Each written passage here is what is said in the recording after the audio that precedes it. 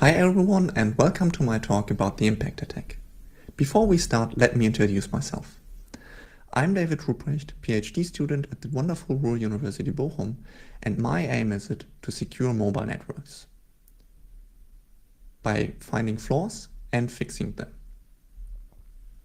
Before we start with the talk, let me motivate this topic. And I know everyone knows LTE is everywhere, so we use it to stream music, even some series, and buy things on Amazon. But also our first responders use it in case of emergencies. And there's a third use case, the industrial use case, where IoT devices or factories are connected via LTE to control units. This and the fact that LTE is the foundation for our future 5G networks makes it important to look into the security measures of 5G. So I will introduce you to the impact attack. Impact stands for impersonation attacks in 4G networks, and when we talk about impersonation, we need a common definition of impersonation.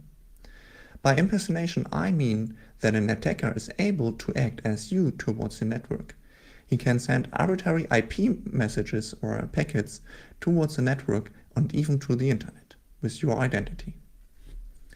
For the aim of this talk is to understand the impact attack, the attack vectors that are exploited, and what implications of these attacks exist. Before we get there, we need to pass the basic agenda. First of all, I would like to introduce you to some LTE background information. Then I would like to show you the alter attack. The alter attack uses the same attack vector as the impact attack, but is more easy to understand than the impact attack. Third, we will look into the impact attack. We will there understand what attack vectors are used and how the attack works. We will further discuss the implications of these attacks and in particular see if 5G is secure against these attacks. So we will start with the LTE background information. So as always, we have a small LTE network architecture. So we got the phone on the left side. This phone is connected towards the closest base station.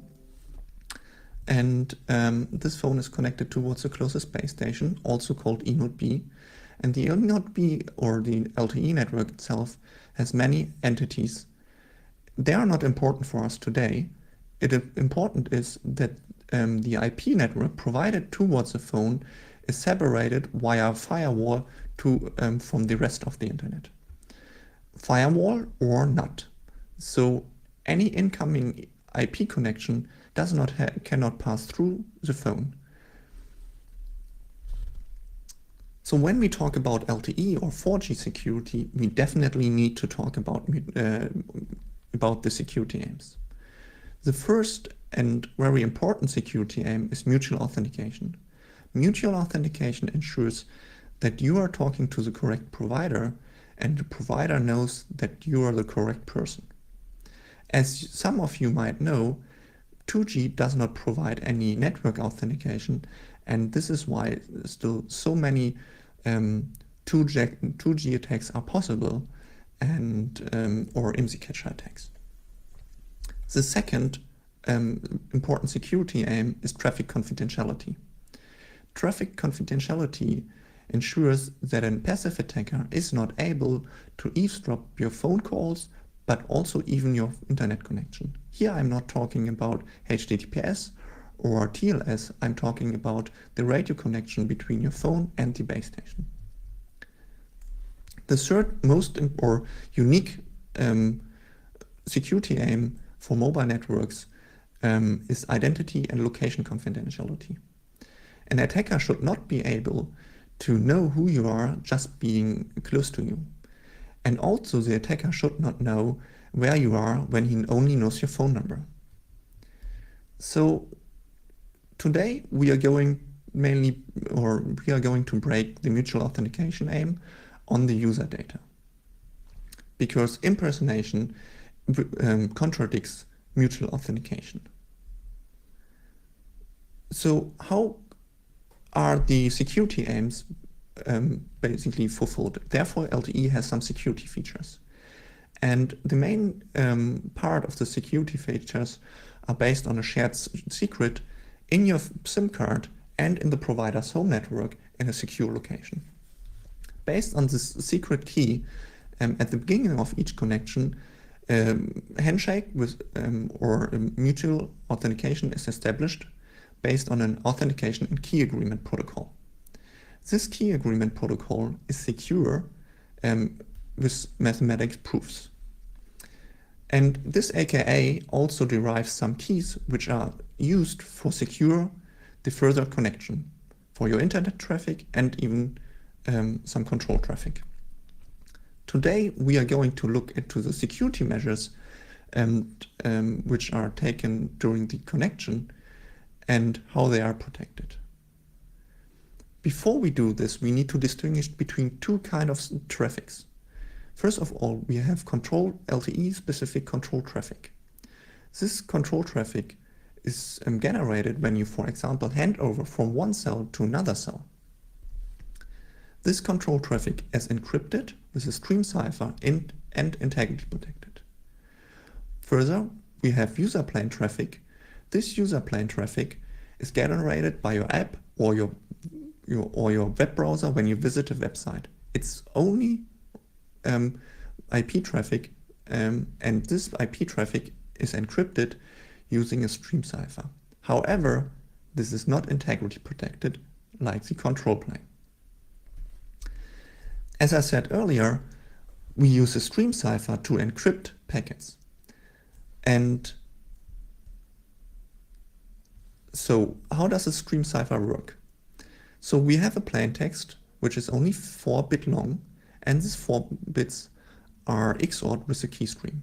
For example, AES in counter mode. This XOR results in a ciphertext. This ciphertext is then sent over the air towards the base station. The decryption is quite similar to the encryption, so the base station receives the ciphertext, XORs the key stream generated with the same input parameters for AES in counter mode, and this will result in the plaintext.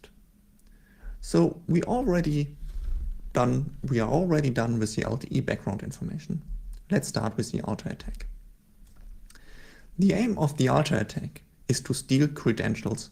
For example, when you visit a website, you get redirected towards a malicious web page where a login prompt is shown, and you enter your credentials, and the attacker is able to gain the information of this login. You are not exactly connected to the real network, you are connected to something which we will call LTE relay or man-in-the-middle attacker.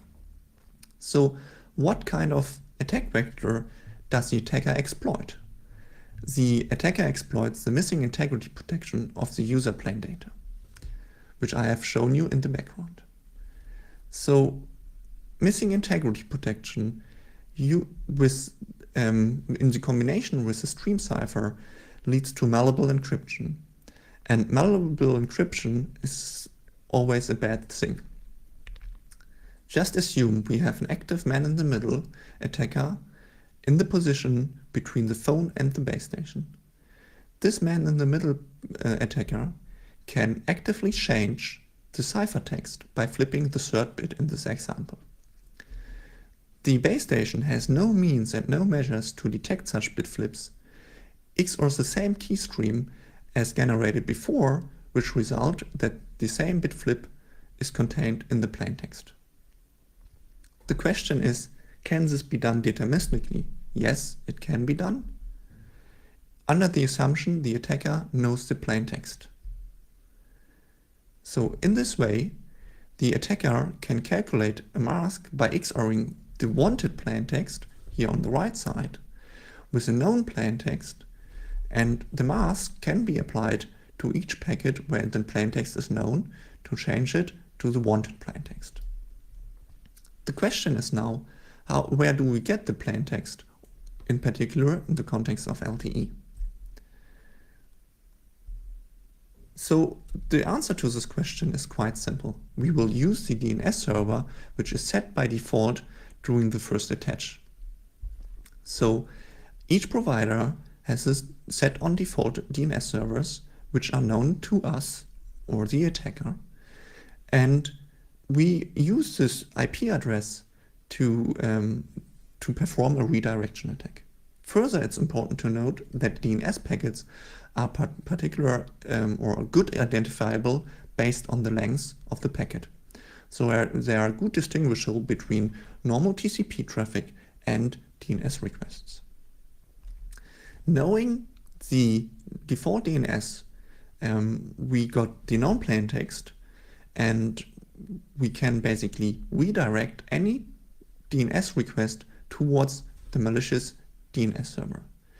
So the aim of the Ultra attack now is to redirect an outgoing DNS request with an active attacker, which is in the man-in-the-middle position between your phone and the network, and to redirect this DNS request towards the malicious DNS server.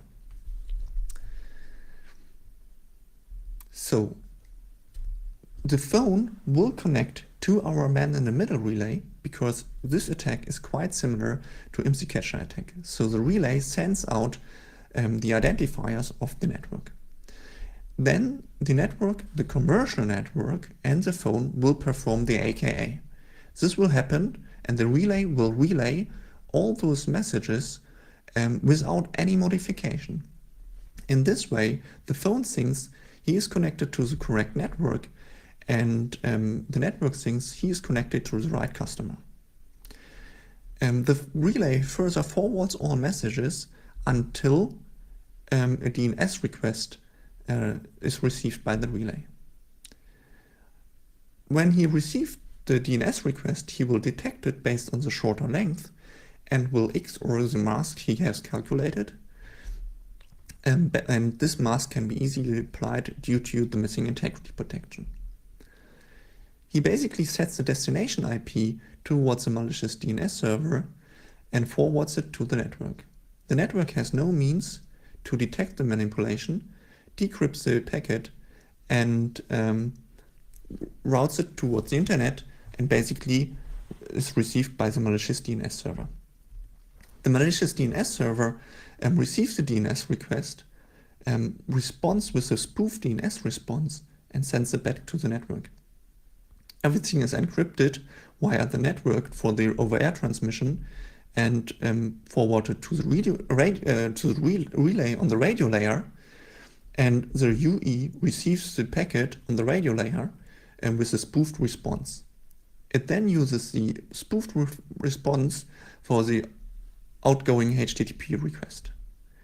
So all the subsequent HTTP connection is directed towards a malicious HTTP server. So we need something in the man-in-the-middle position between your phone and the commercial network, right? And on the left side, we already know that IMSI catcher or fake base station attacks exist. So towards the phone, the relay must act as eNote B, as commercial eNote B by sending out the identifiers, and acts as normal eNote B. However, the relay also requires to act as UE towards the commercial eNote B. So on the radio layer, it looks like it's a real UE connecting. In between, everything is forwarded. All layer 2 frames are forwarded in both directions, and only DNS requests are altered. So we built this relay based on the open source software stack called SAS LTE, and I will now show you my setup.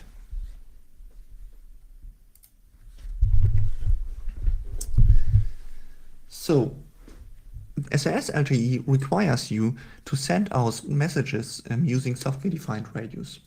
We got here one software-defined radio by Atos that costs about $1,000, and this simulates the UE towards a commercial network. We got a second software-defined radio here, connected via cable towards a shielding box. And within the shielding box, we got the antennas here. And they open up the cell which our commercial phone here, Nexus 5, connects to. The commercial phone contains a commercial SIM card without any modification, except everything is controlled via ADB and USB cable. We close the shielding box to not interfere with the commercial network, so that the providers can use their spectrum.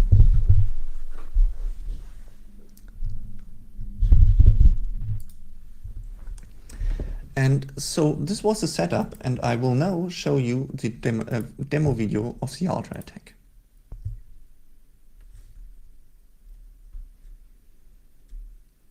So we see the LTE relay here, the DNS server here, and the HTTP server here.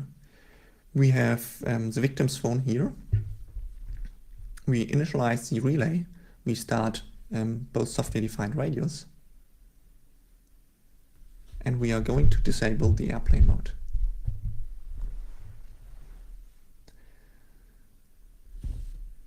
And at this point, the AKA is performed, all control traffic is relayed, and the phone thinks it is connected to the real commercial network.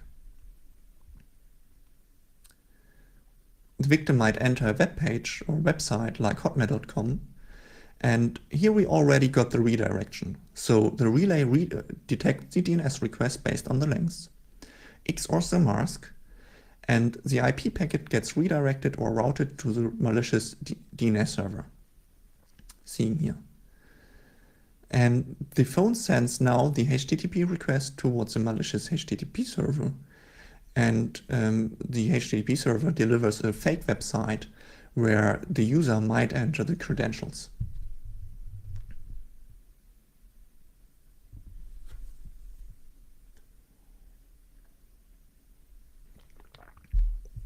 And here you can see that the user entered the credentials and everything is locked by the attacker, and he can obtain the credentials.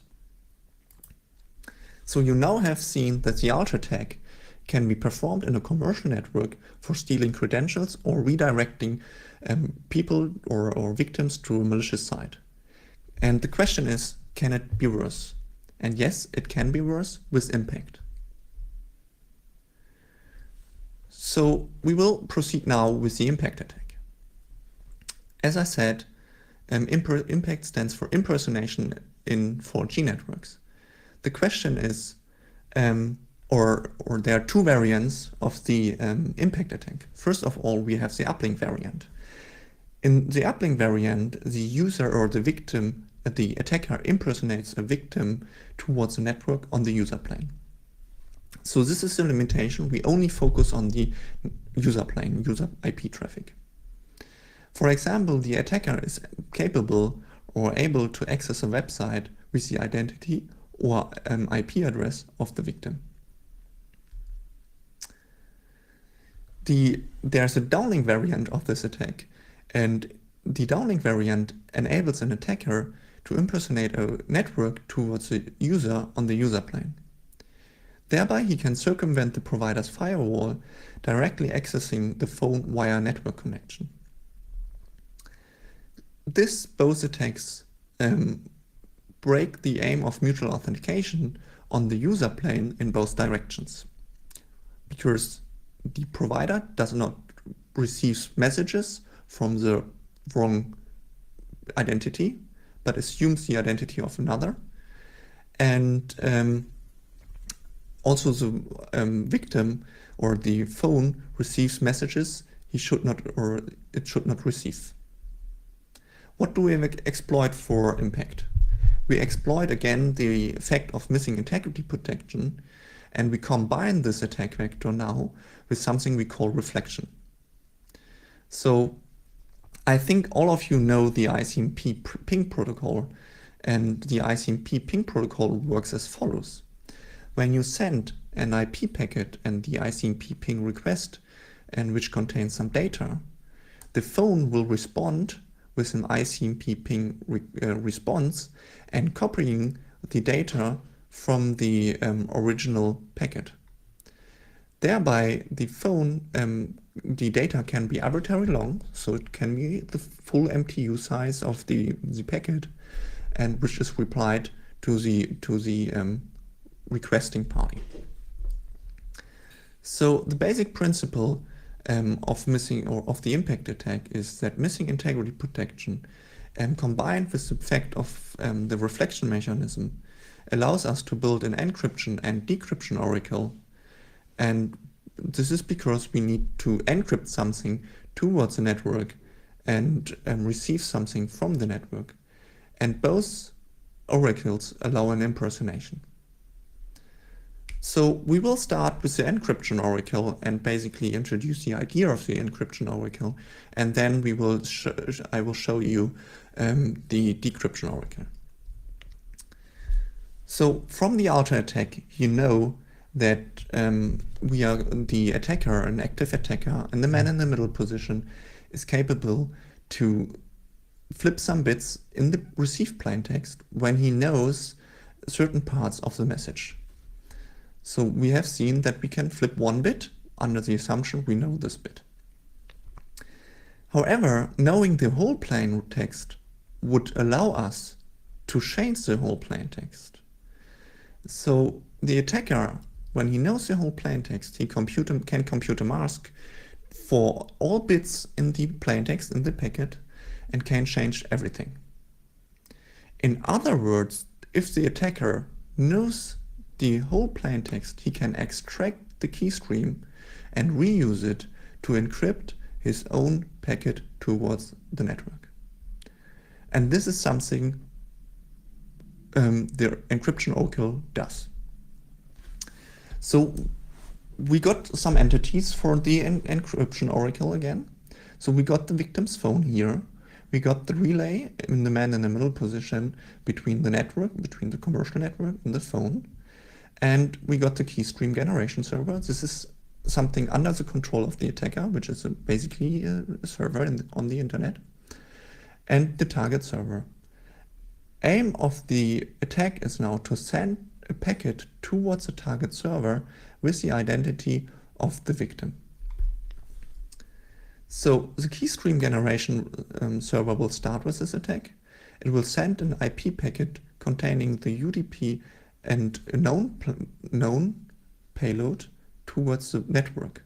So this payload is particularly important, and the attacker will basically know the plaintext the whole time of this attack, because the key stream generation server is under his control. Sending this packet towards the network would result usually in the firewall to drop the packet.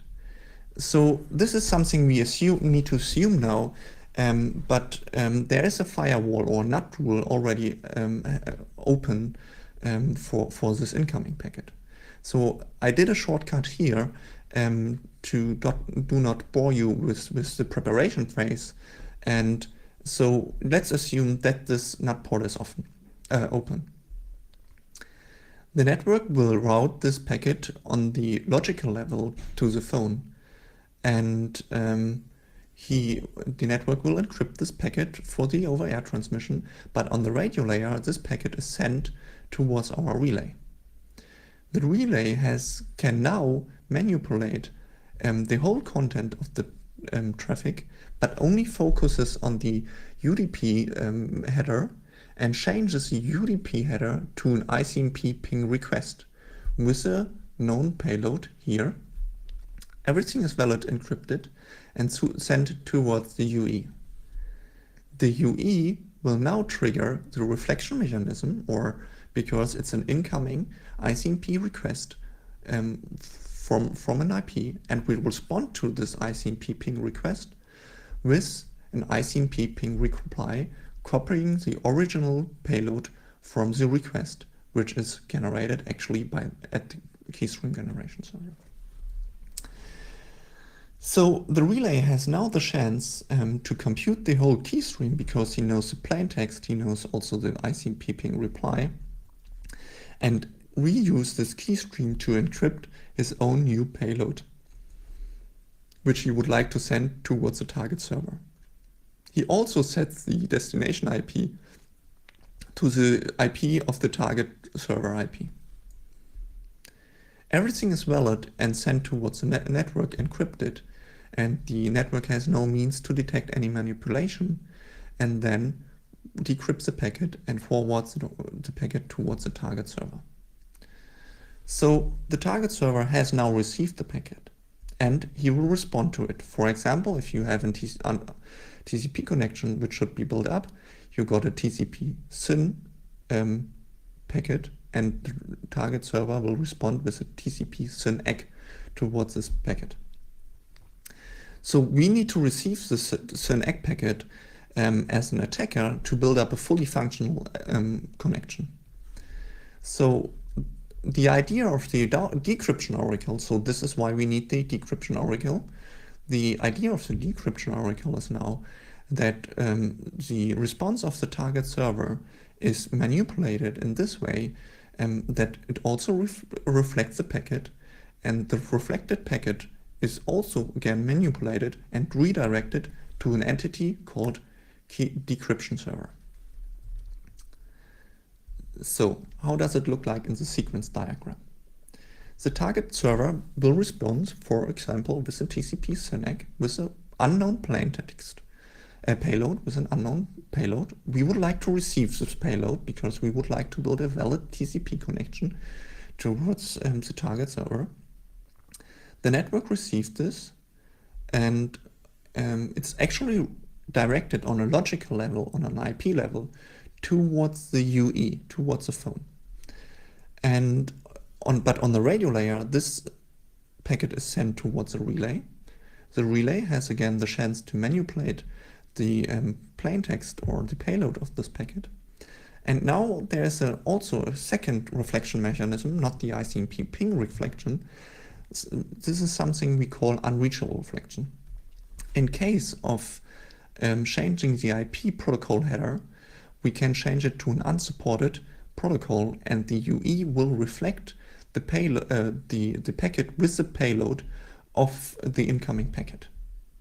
So this is where the payload where the reflection mechanism is triggered, and this reflection contains the whole TCP packet, original coming from the target server, and now the relay changes the destination IP towards the decryption server, and the network again receives the packet and decrypts it and forwards it or routes it towards the decryption server. We can now access the original packet from the target server and are able to access the information we need. So using the uplink and downlink, uplink encryption and downlink decryption allows us to fully impersonate a victim. So we can start with the uplink encryption oracle to build a TCP SYN packet, receive the TCP SYN ACK, and perform the uplink encryption again to send some data to the target server, and the target server will respond. So we have performed the experiments using the same setup as shown before, with a commercial network, with a commercial phone, and all these attacks do not require any user interaction. This is because we use the initial check of Android phones to be intercepted, which is Android connectivity, connectivitycheck.android.com.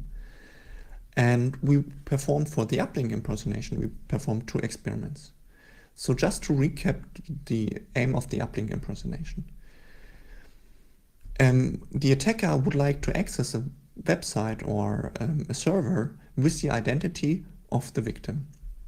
And we performed an experiment where we visit a website which is only accessible by the victim, and therefore I need to introduce you to server sites. Server sites are sites hosted by the providers that allow you to manage your account. They allow you to book data plans or even sometimes to show your phone number. The authentication is just based on the IP address. So this is something called header enrichment, and the provider at the gateway towards the server insert a header that says, okay, this is this customer, he has his rights to be accessed. And we performed this experiment, and we're able to access the server side without any interaction of this victim. We further uploaded a 10 kilobyte file to a server with the IP address of the victim. We will now see the demonstration of the uplink impact attack, where we access the server side with the identity of the victim. So we are again in the man-in-the-middle position between the LTE network and the phone. And here we see all the internet entities, but we focus on the man-in-the-middle relay.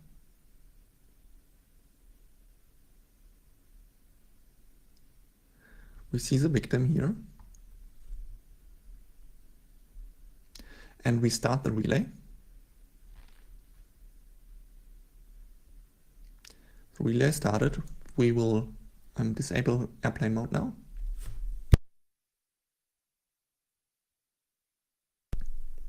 And start some management script that perform all things automatically. And now the phone is connected again, so the AKA has happened and everything is fine. And we download the website using an automatic call script. And here we go. We downloaded in total 35 packets, and the victim has still a functional LTE internet connection.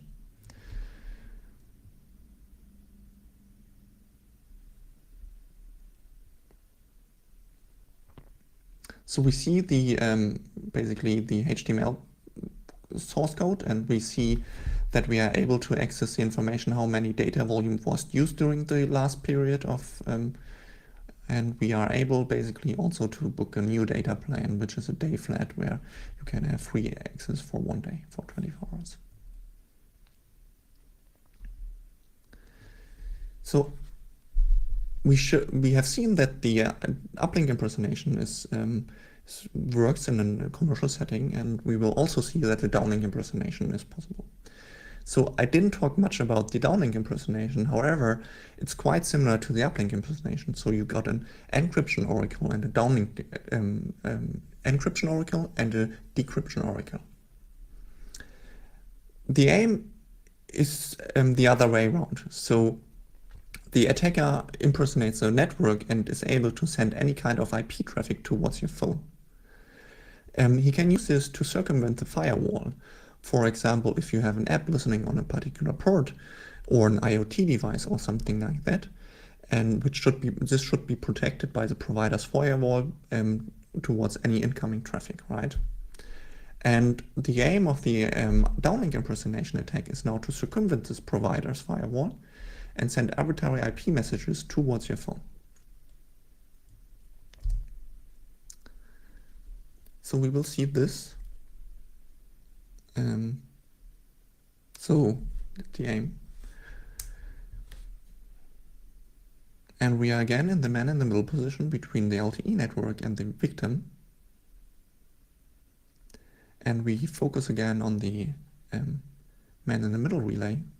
And here we got the app that listens for incoming traffic. This is basically Netcat, just listening for incoming traffic. We start the relay. The relay has found a cell and sends out the identifiers. We disabled the airplane mode again. And so we start some management scripts and disable the airplane mode. So the AKA is performed and the UE thinks, okay, it's connected to the network, and already the attack has happened. Here we see hello downlink impact, which is a string which is sent towards the app. So we now have seen that the uplink and downlink impersonation attack is a real attack vector in commercial networks, and it's very important to discuss the implications. So the first question I would like to answer, who is affected? And I guess if you are an ordinary person, this is something that should not or will not happen to you. The attacker needs to have specialized hardware, customized LTE stack, and conducting this attack outside our shielding box is quite difficult. However, for single targets and very high value targets, this might be an option. So we know that IMSI catchers and stingrays are out there and used by agencies for conducting attacks. And I recently came about an article or report by Amnesty International, which describes an attack vector or an attack to a journalist, where he got some spyware installed on the phone. And basically, I would like to read out some sentences. For the network injection, the attacker requires either physical location to the target or access to. And the first sentence of describes something similar to an IMSI catcher attack. So you need physical approximation to the target. And there's another sentence which is quite interesting to read. The phone's web browser is then redirected to a malicious web page or website. And this is exactly the Ultra attack. So you get redirected and then might get infected by spyware. So an ordinary person might not be affected by this, but it might be exploitable now or even in future by some agencies. Besides the estimation of the risk, we would need to talk about the consequences. First of all, for providers rely on mutual authentication for billing purposes. So for example, they use this service site where you can book the data plans. But also, an attacker is able to generate a lot of data in your name. And this would be billed to your bill, right? And this would result in overbilling. And this is something providers should be concerned about. I think there are some laws in some countries that allow not to overcharge you as customer.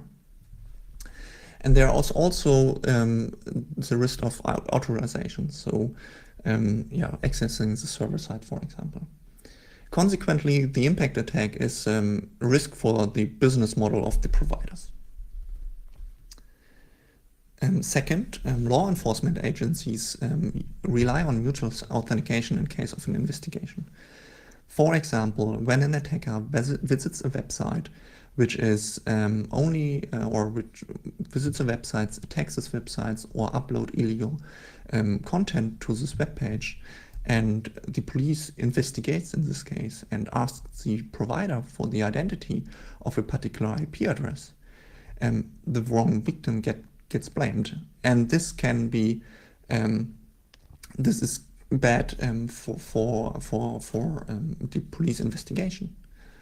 And so it's a kind of serious threat for current and future investigations that are solely based on IP addresses in mobile networks. Last but not least, the consequences for users. So what are the consequences for users? Obviously, this is a privacy threat. For example, when the server side displays your phone number, this phone number can be directly linked to your IMSI. And this can be used for further tracking attacks, right? And this is something you don't want. But also for industrial users, like having a factory connected via LTE or IoT devices via LTE connected to your control unit, would allow an attacker to circumvent the provider's firewall and thereby directly accessing the port of the IoT device. For example, bad configured IoT devices that have open Ethernet ports would be open to such an attack. So the question is, how can we mitigate the problem? And the only valid answer is perform mandatory integrity protection on the user plane. And there are two questions. First of all, is LTE capable of performing this? And what is about 5G? So LTE is already around for 10 years. Things are deployed, and I guess there will be no mandatory integrity protection on the user plane for all devices, because backporting would be very expensive. However, 5G, and the situation in 5G is different. So in 5G, there is a standalone mode, which will be deployed maybe in 2022. And this standalone mode, in this standalone mode, integrity protection of the user plane is optional, but it's mandatory support in full rate for all devices. And this is something which is only 1 month old. So basically, mandatory integrity protection on full rate level is only supported since at the beginning of July, but it's still optional to use in 5G. So we will monitor the providers if they will enable it. And this is how I would like to end my talk. So thank you very much for listening to my talk. Stay healthy and feel free to contact me if you have any questions. Hi everyone, and so thank you for listening to my talk, and I hope you enjoyed it. So I don't know if I have much time for answering Q&A. I guess most questions should be set by now, at least in the chat. So if you feel free to contact me if you have further questions. And so, thank you for listening again. Hope you enjoyed it.